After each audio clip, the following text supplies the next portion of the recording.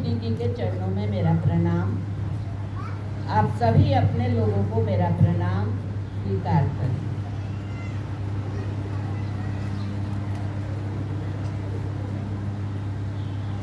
कई दिनों से यहाँ आसपास चर्चा हो रही है, सारे पुराने लोग हैं,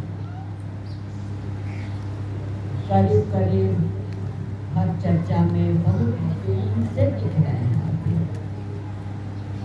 तो हम लोग जो यहाँ आए हैं,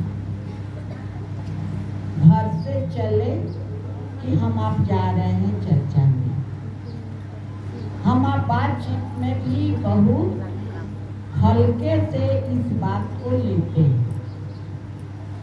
लेकिन मैं अपनी बात कहूँ, कभी कभी सोचने पर लगता है धरती पर अभी तक, जब से ये धरती है तब से अभी तक इससे बड़ी बात, इससे अच्छी बात, इससे ज़्यादा फायदे की बात शायद नहीं, निश्चित ही अभी तक किसी ने नहीं कहा।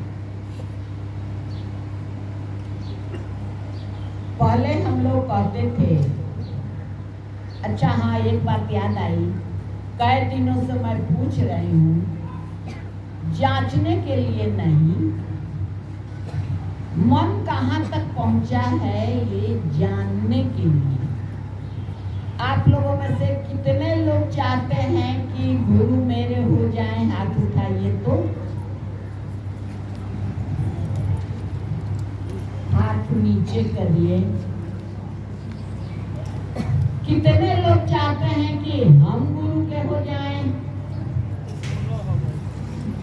यानी अभी पता नहीं चला है कि रास्ता क्या है और मंजिल क्या है।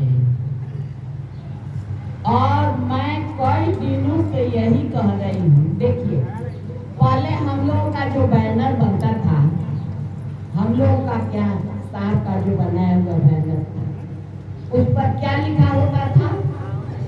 आइए भगवान शिव को अपना गुरु बनाए। अब साहब ने बैनर पर क्या लिखवाया है, आप लोगों ने ध्यान दिया? आइए गुरु शिव के शिष्य बने।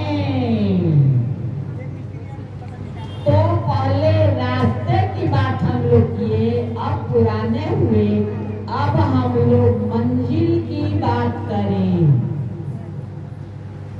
पहले हम लोगों ने पहले कदम की बात की। पहला कदम यानी हम लोगों ने ये कहा कि हम आप शिव को गुरु मान रहे हैं, गुरु मानिए। केवल मानने की बात हो रही थी।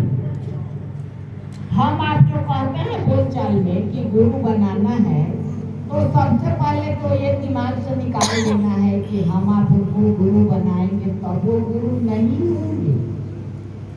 वो गुरु है, जब से सृष्टि है तब से गुरु है, सृष्टि के पहले से गुरु है। हमको आपको गुरु बनाना नहीं है, हमको आपको उनको अपना गुरु बनाना। और अपना गुरु बनाने के लिए शिष्य बनना होगा। हम आप गुरु मान लिए, बहुत अच्छी बात है, मान लिए, लेकिन वो हमारे अपने गुरु हो जाए, इसके लिए हमको आपको उनका शिष्य बनना होगा। तो बहुत दिनों से हम आप केवल रास्ते की बात कर रहे हैं। अब हम लोगों को मंजिल की तरफ भी ध्यान जाना चाहिए, नजर जाना चाहिए। और हमारी आपकी मंजिल क्या है? शिव का शिष्य होना। और ये काहे लिए? इससे गुरु को कुछ मिलने वाला है क्या? नहीं। न गुरु के लिए, न साहब के लिए, न दीदी के लिए, न हम में आप में एक दूसरे के लिए, ये अपने लिए। कभी कभी सोचने पर, कई बार मैंने कहा है चर्चाओं में कि कभी कभी सोचने पर मेरा माथा गड़बड़ाने लगता है। शिव शिष्यता के बारे में जब सोचना शुरू करते हैं तो रातों की नींद गायब हो जाती है। अभी तक जितने भी गुरु हुए, बड़े से बड़े गुरु, उन्होंने क्या कहा? ये केवल तुम्हारे अपने लिए है, ये करोगे तो तुम्हारा कल्याण होगा। बल्कि यहाँ तक लोगों ने कहा कि ये किसी को बताना नहीं है, केवल अपने तक सीमित रखना। लोगों ने कहा भोजन और भजन अकेले की चीज है, अकेले में करना। लोगों ने इसको गोपनीय रखा, गुप्त रखा, किसी को बताने नहीं दिया, कहा ये निजी चीज है, केवल अपने लिए है। किसी ने नहीं कहा, हमारे आपके बैनर पर क्या लिखा हुआ है? मानव चेतना के अभ्युदय हेतु। मानव चेतना यानी धरती पर जितने आदमी हैं, इसको सरल भाषा में समझिए, जितने आदमी हैं सबों का मन इतना ऊंचा उठ जाए, इतना ऊंचा उठ जाए, जो वो शिव की तरह हो जाए, शिव जैसा हो जाए। तो उसके बाद क्या होगा? जब शिव जैसा मनवा हो जाएगा तो क्या होगा? यानी सभी अपने लगेंगे, सभी के कल्याण के बारे में, सभी के सुख के बारे में हम आप सोचिए। धरती पर अभी तक इतनी बड़ी बात किसी ने कही क्या? किसी ने नहीं कही। और ऐसा केवल शिव सोचते हैं, और शिव के बाद हमारे आपके साहब श्री ने सोचा। और हम आप ये कर सकते हैं, हमसे आपसे संभव है। हमारे आपके गुरु शिव ने केवल सोचा, एको हम बहुश्यामी, मैं एक से बहुत हो जाऊं, सृष्टि बन गई।